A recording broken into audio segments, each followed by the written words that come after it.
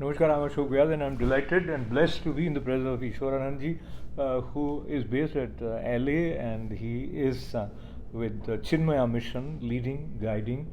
And of course, Swamiji, I distinctly remember whenever we think about Swami Chinmayanandaji, we always associate his presence with propagation of Bhagavad Gita.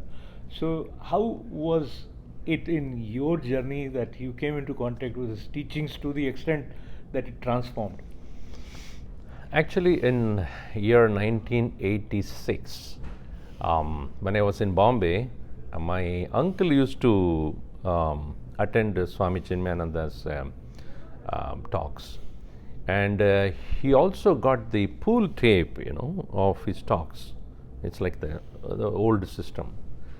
And when I was with him, I did not meet Swami Chinmayananda, but he used to insist that I should listen to those talks. So I used to spend at least 3 to 4 hours a day just listening to those talks.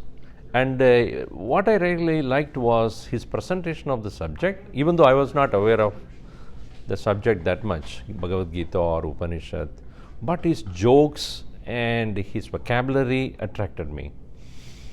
And then years later, or 1 year later, when in 1986, when I moved to Bangalore, one day I found that he was visiting, and giving a talk for the youth.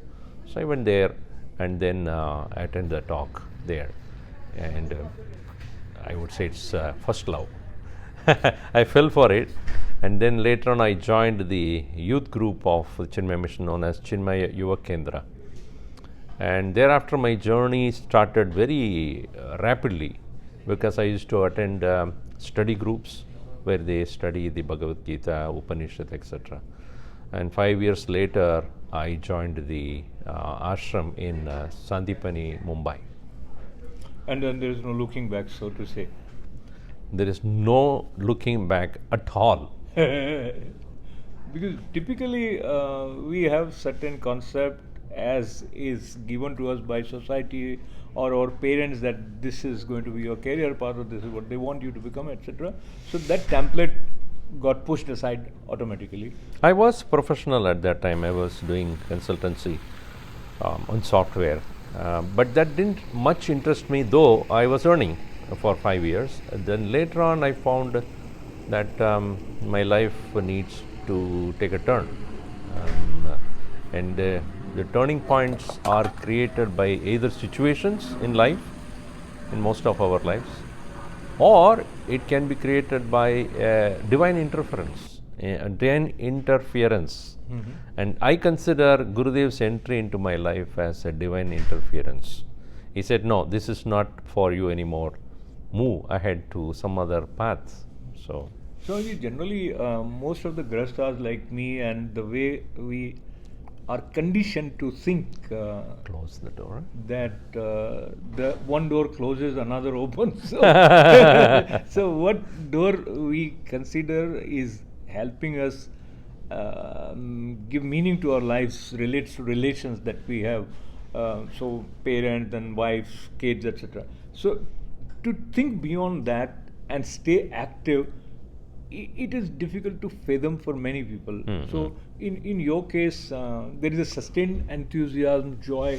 In fact, probably you are more active than many grastas are, with all your teachings and tours, etc. So talk to me a little bit about this subtle space where you become clearer about the meaning of life.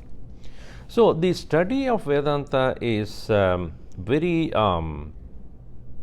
invigorating, so to say.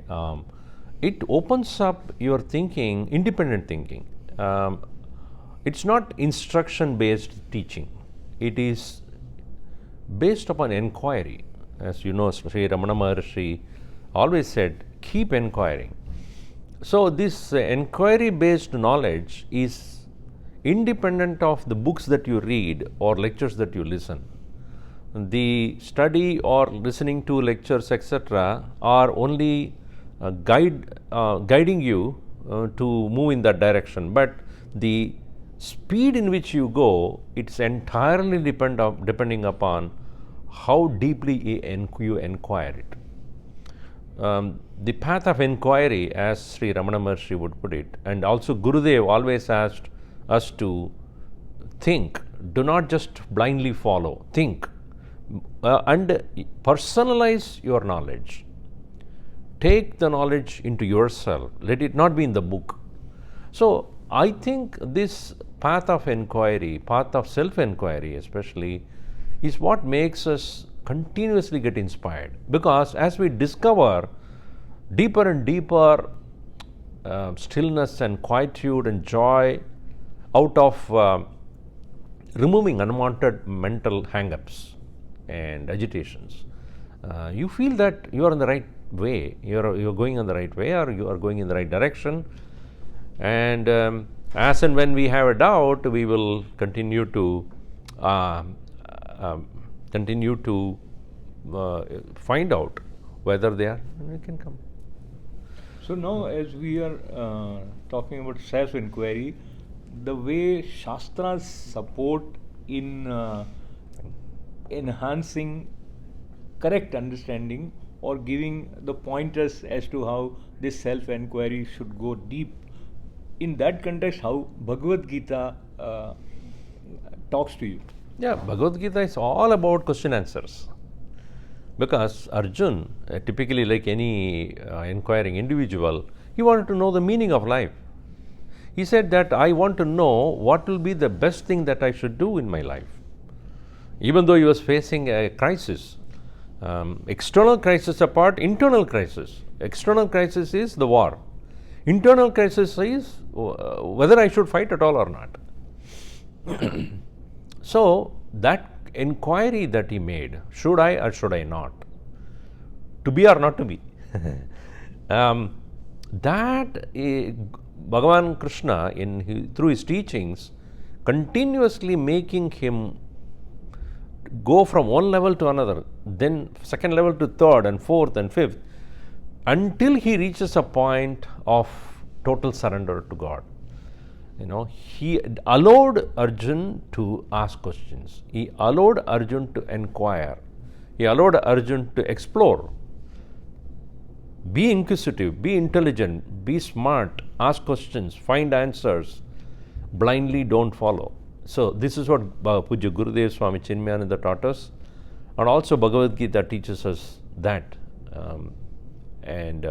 That's how Bhagavad Gita becomes. Swami, here is the importance of Guru or a living master or a realized being in around us to help us understand, unearth the meaning or what Lord Krishna is telling Arjuna.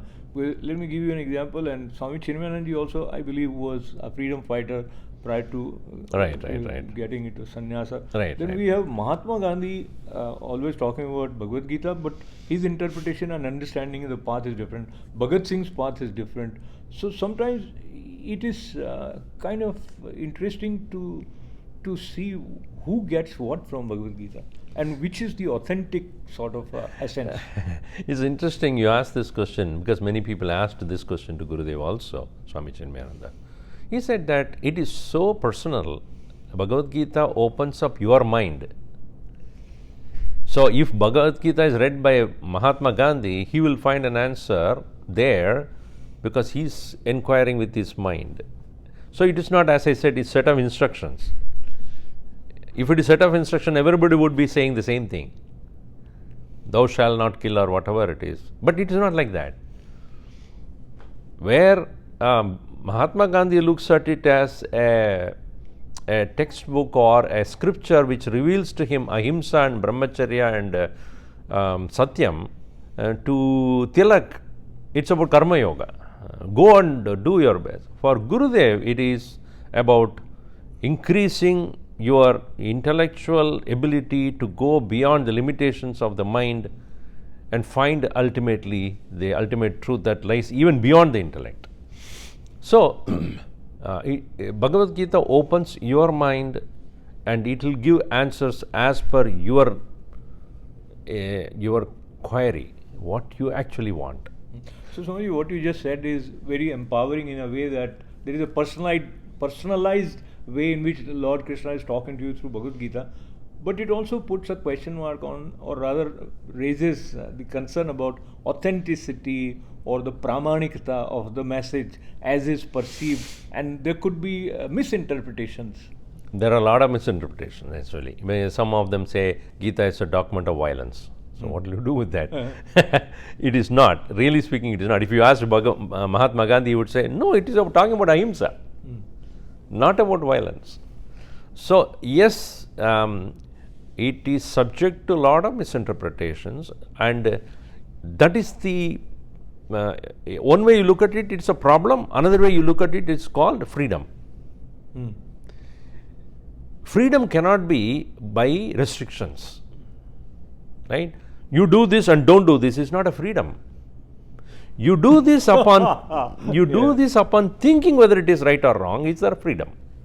So the freedom is given to the individual's maturity. Now I am telling you this, think, and if you think it is right for you, do it. That is freedom. So freedom cannot be instructed.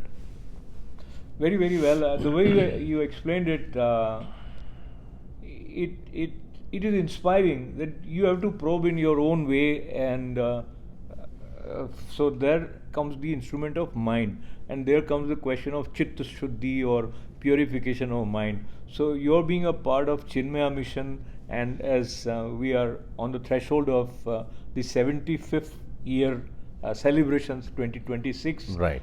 It somehow interestingly coincides that we at Harambai Studio and Academy of Spiritual Sciences are also observing 2026 as year of meditating on Gita or Gita Dhyan Varsh.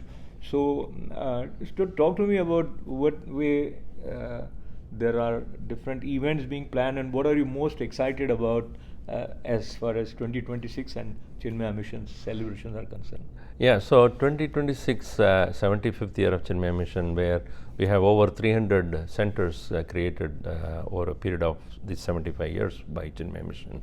And almost around 15 to 20,000 children are learning every week only in North America. And so all the centers globally are planning to celebrate this 75 years of work of Gurudev Swami Chinmayananda when he started way back in 1951. And so we have many programs planned. Globally, we are doing Bhagavad Gita chanting. Chapter 15 of Bhagavad Gita is going to be chanted by 100,000 people. This is going to be a Guinness Book of World Records. That is going to happen on May 9th of 2026. Make a note, May 9th, 2026. May 9th, yeah, online. It's online. Oh, wonderful. So anybody can participate. Then each center is also suggested to perform either a large-scale Gita chanting in their own centers, each center, and also because Hanuman, Bhagavan Hanuman, representing the true devotee as well as servant of God, he is invoked as the representative of all of us who are serving a higher cause. So we are going to have Hanuman Chalisa Havan. Many of the centers are going to do that all over the world. So these two are majorly planned, and we are going to have a global event in Delhi at it is said to be at Bharat Mandir in Delhi on October 23rd, 24th and 25th, 2026.